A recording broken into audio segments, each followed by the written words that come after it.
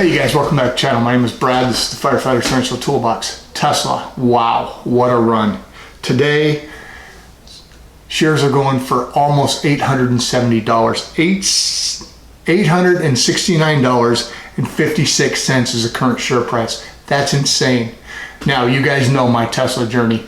Tesla is actually the only stock, individual stock, that I own that is not a dividend payer.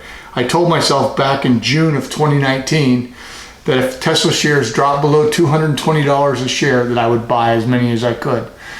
Unfortunately, I only had enough to buy 2 shares at that time. So I bought 2 shares, each at a price of $219.50.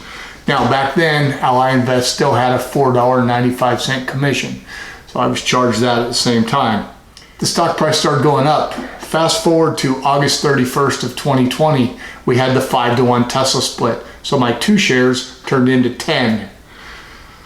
All right, and when that happened, I developed a new share price of $44.39 per share.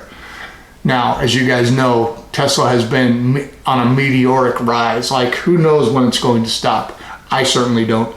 But if we look at currently, my 10 shares are worth $8,695.60. That means I've got a gain of $8,251.65, you guys. That's a 1,859% increase on those 2 original shares that turned into 10. Is it time for me to sell? That's the question I need to know. When I bought this, I bought it as a spec play because I am an EV driver. Now, my EV is this one. It's a Nissan Leaf. I will own a Tesla someday, but not yet. What do you guys think? Is it time to sell? Because if I sold those shares, I could redeploy that $8,000 into dividend-paying stocks that would pay me to hold them for the rest of my life. It's neat that we've seen Tesla go up, but how far can it go up? I don't know. Part of me kind of wants to sell because I know I can make dividends, but part of me kind of wants to see how far it'll go. I mean, I would have never thought after the split that these share prices would go like they have.